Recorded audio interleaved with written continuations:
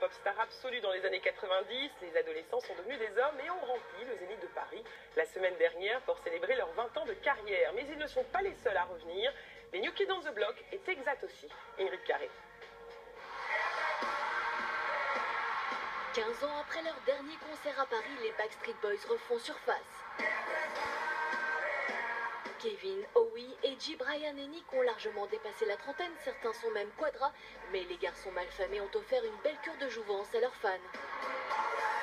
Fini les pantalons larges des années 90, place aux costumes cintrés. On portait des baggies très larges tous les jours. Maintenant, tout est serré. On était des ados, aujourd'hui on est des hommes, et on s'habille comme des hommes. Kevin Richardson est désormais un homme, et même un papa. Le grand brun qui avait quitté le groupe en 2006 avant de le réintégrer en 2012 est fier aujourd'hui de marquer son retour par ce 8e album et une tournée qui célèbre les 20 ans du boys band le plus vendeur de tous les temps, 130 millions de disques écoulés à travers le monde. Nous sommes très heureux d'être toujours dans le business de la musique, 20 ans après.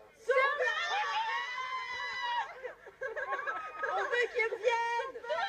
On les retrouve en enfance, Ils étaient trop en beaux. adolescence, hein, quand même. C'est quand même assez incroyable qu'ils soient encore là, qu'ils aient duré 20 ans. Eux, cela fait 28 ans que ça dure. Précurseurs du phénomène boys band, les New Kids on the Block ont grandi pas à pas.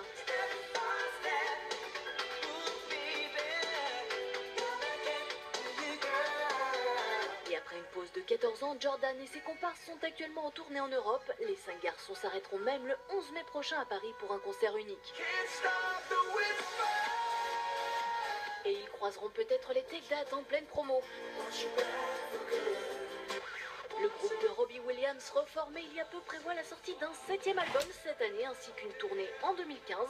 Décidément, la nostalgie fait recette. Et les boys band auraient sans doute fait fondre ces instruments-là.